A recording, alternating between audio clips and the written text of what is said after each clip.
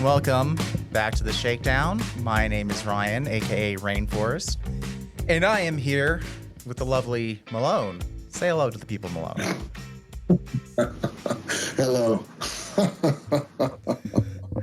And this week, Malone wanted to hear my thoughts because we just got done with a big election. We're recording this back in November, so we just got done with hearing all about the lovely lock 'em up rhetoric, and Malone wanted to hear my thoughts about that, and then he's going to jump in and interrupt me because he's very good at that.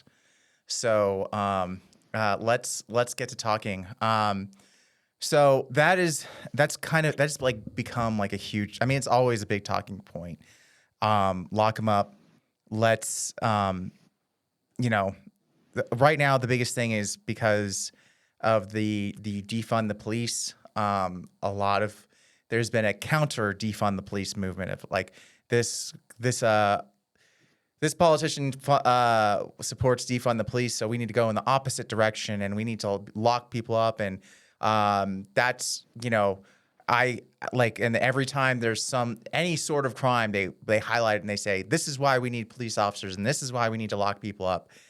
And what I've been trying to say since the beginning of this podcast and since I've been locked up and since my accident is basically this doesn't help. None of that helps. More police officers on the streets, more people going to prison. None of that helps. And here is how I'm going to back that up. The more people you put into prisons, the more people who come out of the prisons, the more likely they are to offend. You've created a place where when you go to this place, the more likely you are to commit a crime when you leave it. So that's the first thing. So if I told you that there's just a building, like if you go into this building in your town, and when you go into it, you're more likely to commit a crime after you leave it, then that should be a giant red flag that there's a problem with that building and whatever's going on inside of it. So that's the first thing. So prison's not helping people who are going into it from the start. The second thing are the police helping with crime? That's the other big part of it, the lock 'em up rhetoric. And the answer to that is no, because once again, they're sending them to this place where they learn how to be better criminals or just to commit more crimes. I don't really think better criminals is the right word because they end up getting caught again, so they're not really getting better at it. But the thing is, the police, what police officers' job? What's that? I didn't. I thought whenever you stopped and said what, I thought you thought I was jumping in. Sorry. Oh no, no Keep problem. going. Fantastic, Rainforest. Thank you. So police officers, their job. No, thank you. Police officers' job, as much as it says "serve and protect," spray painted across their car or whatever catchphrase it says on the side of their cars, their job is to look for problems, to look for people breaking the law, and to take them in. That's it. That's their job. Is not about it. If you call that serving and protecting, then that they're doing great. But their job is to look for problems. When they're out on the side of the road and they've got a radar gun, they are looking for someone speeding.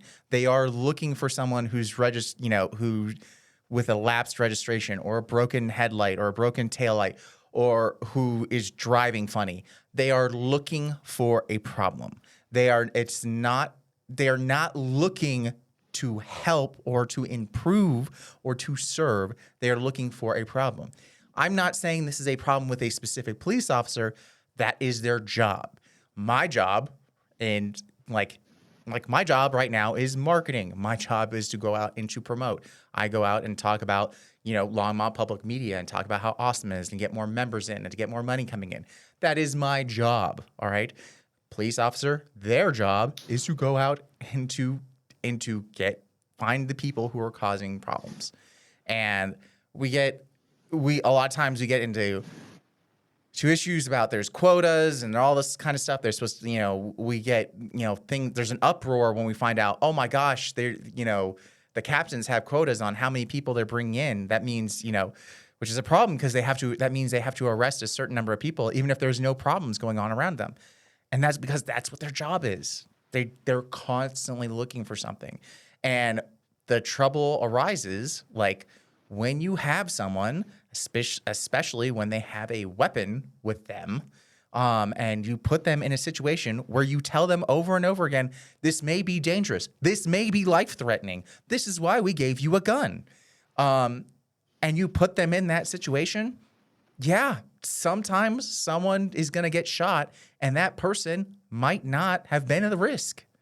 But if you keep putting that in their head, yeah, something's going to go down.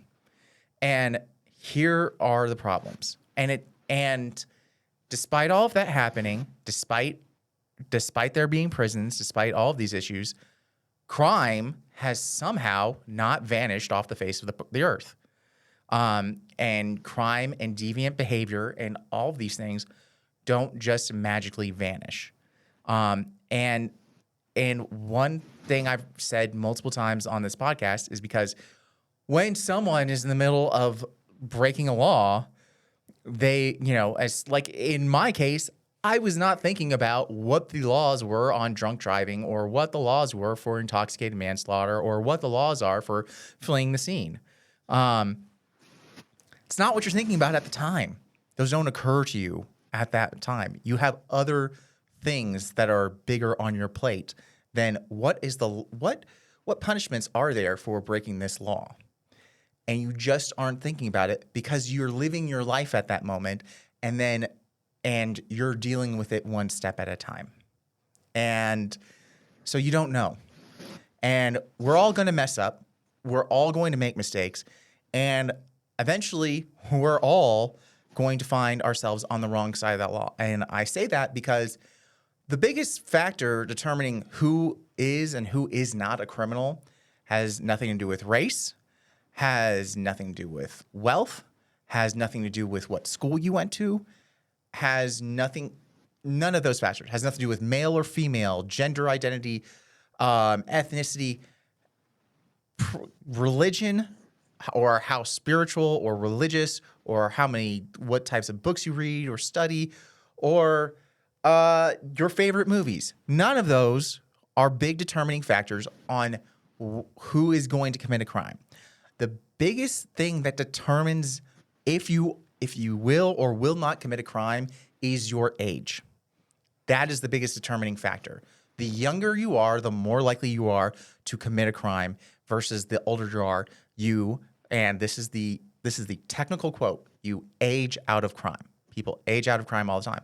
That's why people tend to that's what kind of encourage the longer sentences, is because they want to lock people up until they age out of crime and stop doing them, because people who are older just don't get around as much, aren't into the behaviors that cause as much as much trouble as it is really. But younger people, doesn't matter income, anything. It's just those are the people who are more likely to commit crime. And that's for everyone. And so if everyone is out there making these mistakes, then it doesn't matter about police. It doesn't matter about prisons. What we have to be looking out for is how can we help everyone? How can we look out for everyone? And instead of trying to find ways to blame everyone, how can we help everyone? And it is not by having a task force out there looking for problems. Now, I will admit, there will be times when it will be nice to have, we might need a team that has full-on body armor and shields and gas mask and riot gear and all that kind of stuff. It might be helpful at certain times, certain extremely very rare occasions, not like once a month as we are right now, or probably more than that, because I really haven't checked the numbers on mass shootings and things like that lately, because quite honestly, it's depressing at this point. It's incredibly depressing. And clearly, the strategy of locking more people up, which we have been doing, is not working. It's not solving that problem. It's making a problem that did not exist when I was in middle school become a common problem, which is insane. So that is my rant on why lock them up and why prisons and why So what? Give me yes. Rainforest. Give me your alternative. What do you tell me your vision of the world, a la Rainforest? So in my rainforesty vision of the world, what would happen is that the goal, first off, it would be when problems come up, it would start from the very beginning of how we're even looking at the problems. And it's hard to see because it would be a very drastically different, be such a drastically different vision of the world, because like it would be on how we report problems, how we, and onto like what is even declared a problem because of how the laws would be written. Because like right now, we immediately, the first thing any reporter or anything wants to do whenever something happens is they want to say, this person did this, and like police are looking at suspects for the person who did whatever. But in my vision of the world, it would be there would be incentives for a person who makes a mistake to come forward and to basically say, I messed up. I did this thing. I need help. And I hurt person X, Y, and Z in this problem. And I want to help them. Now, and they like, so yeah. And so I'll put, let's start from the prison end, just like we did from the last time. So we don't need prisons. Instead, what we need a place people can go to actually figure out where the problem is, get the help they need, and go and be rehabilitated, get treatment. So whereas prison right now is a place where there's no privacy, you're constantly worrying about, you have to constantly watch your back. Everyone is looking for what they can get out of you. They're constantly trying to get you to work for free for the state, or they're constantly trying to see if they can get your commissary or get you to do stuff for them, or they're trying to get you, there's all these things about who's doing what for who and what role, like, can you roll your window up because I'm too hot, or blah, blah, blah, blah. Like everyone's trying to get you to into whatever role they are for whoever, and put everyone into everyone's place. Instead, there would be another place that would also be like exist outside of the general society that would be all about treatment. So whereas everyone's out looking out for themselves, it would be everyone looking out for each other, and that would be the goal of it.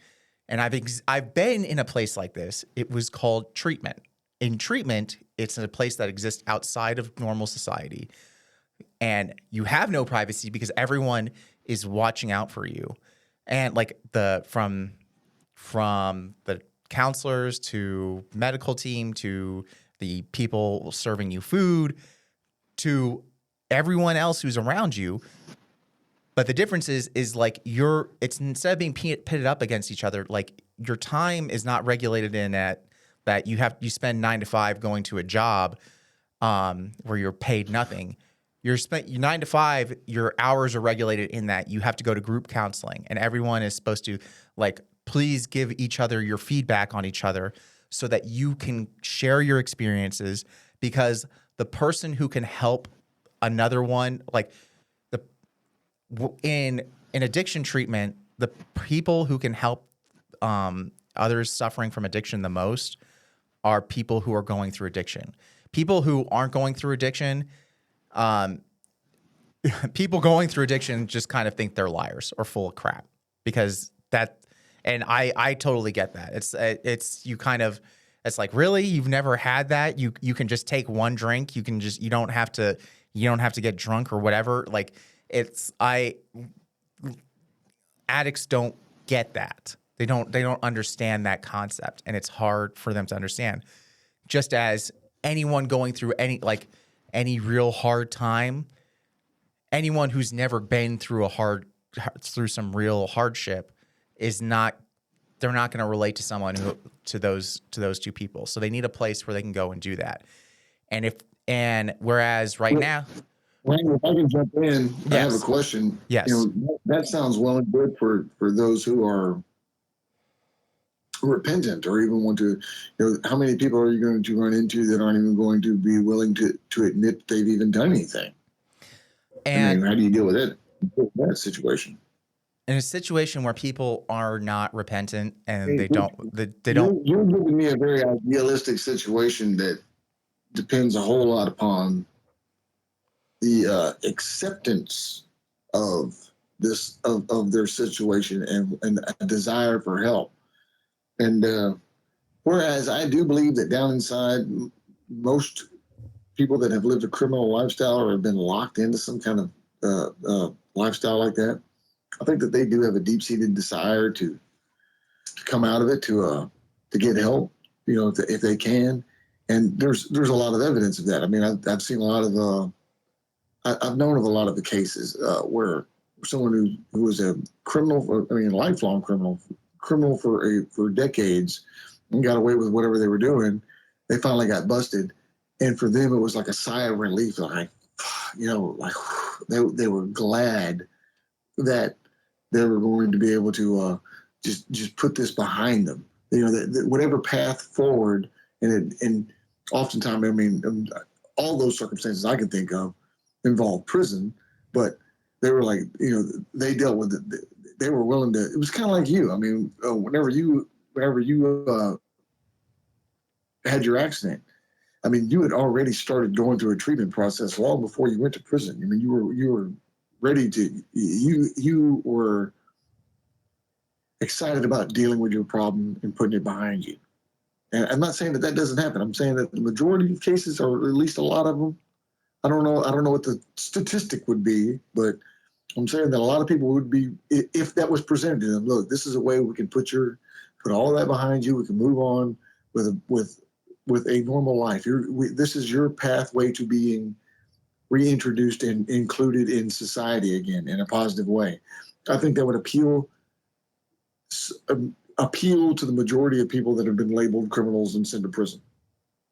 But what about that rare few that don't even want to admit? They've got a problem. There's some people that we've both encountered that's very serious problems, and maybe it's a mental illness or something. But whatever it is, they're not even willing to admit that there's anything wrong going on, or that they've even done anything. And I would say, so you're right. Yeah. So the majority of them, like you said, there will be the majority will recognize like the value. Like I will probably at some point recognize the value.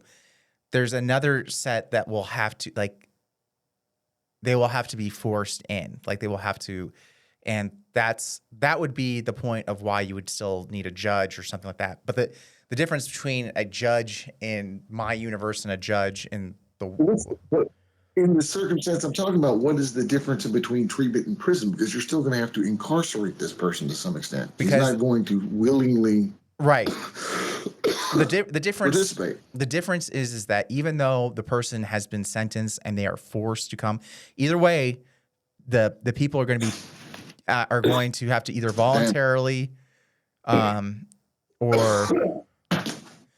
you're all right, Malone? Yeah, I'm just joking.